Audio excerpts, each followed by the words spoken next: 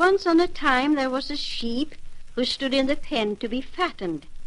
So he lived well and was stuffed and crammed with everything that was good, till one day the dairymaid came to give him still more food.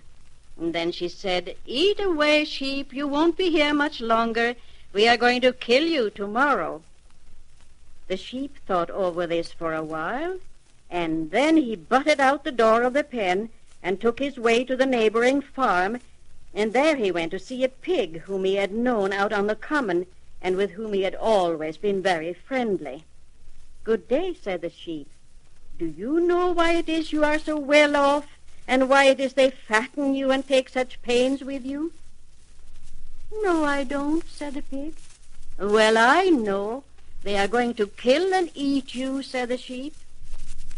"Are they?" said the pig. "And what is there to be done about it?" "If you will do as I do," said the sheep, "we'll go off to the wood, build us a house, and set up for ourselves." Yes, the pig was willing enough. "A good company is such a comfort," he said, and so they two set off. When they had gone a bit, they met a goose. "Good day, good sirs, and whither away so fast today?" said the goose. Good day," said the sheep. "We are going to set up for ourselves in the wood, for you know every man's house is his castle." "Well," said the goose, "I should so much like a home of my own. May I go with you?" "First let us know what you can do to help build a house," said the pig. "I can pluck moss and stuff it into the seams between the planks, and the house will be tight and warm." Yes, they would give him leave, for above all things Piggy wished to be warm and comfortable. So when they had gone a bit farther, they met a hare who came frisking out of the wood. Good day, sirs," she said. "How far are you trotting today?" Good day, said the sheep. "We are going to the wood to build us a house and set up for ourselves, for you know, try all the world around, there's nothing like home." "As for that," said the hare, "I have a house in every bush, but yet I have often said in winter, if I only live till summer, I'll build me a house. And so I have half a mind to go with you and build one after all." "Yes," said the pig, "if we ever get into trouble, we might use you to scare away the dogs, for I don't fancy you could help us in house building."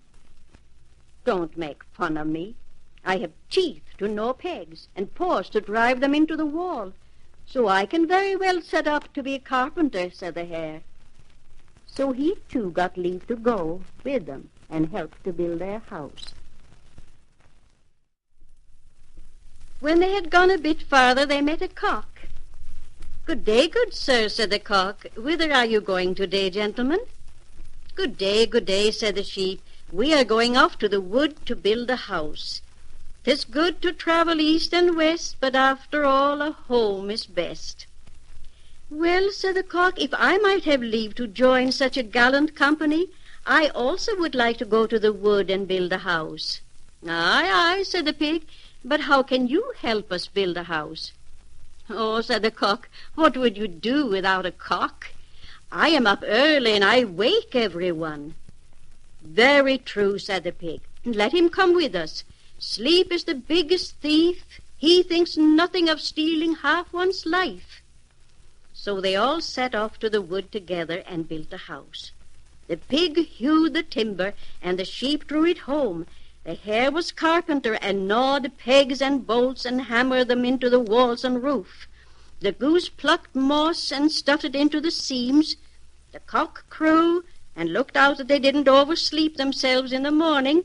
And when the house was ready, and the roof lined with birch bark and thatched with turf, there they lived by themselves and were merry and well.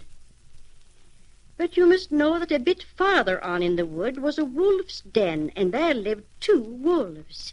When they saw that a new house had been built nearby, they wanted to become acquainted with their neighbors. One of them made up an errand and went into the new house and asked for a light for his pipe. But as soon as he got inside the door, the sheep gave him such a butt that he fell head foremost into the hearth. Then the pig began to bite him, and the goose to nip and peck him, and the cock upon the roost to crow and chatter. And as for the hare, he was so frightened that he ran about aloft and on the floor, and scratched and scrambled in every corner of the house.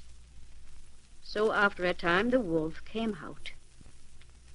"Well," said the one who waited for him outside, "you must have been well received, since you stayed so long.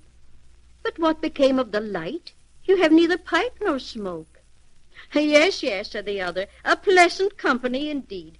As soon as I got inside the door, the shoemaker began to beat me with his last, so that I fell head foremost into the open fire. And there sat two smiths who blew the bellows, and made the sparks fly, and struck and punched me with red-hot tongues and pincers. As for the hunter, he went scrambling about looking for his gun. It was good luck he didn't find it. And all the while there was another who sat up under the roof and slapped his arms and cried out, 'Drag him hither, drag him hither.' That's what he screamed. And if he had got hold of me, I should never have come out alive." The wolves never went calling on their neighbors any more.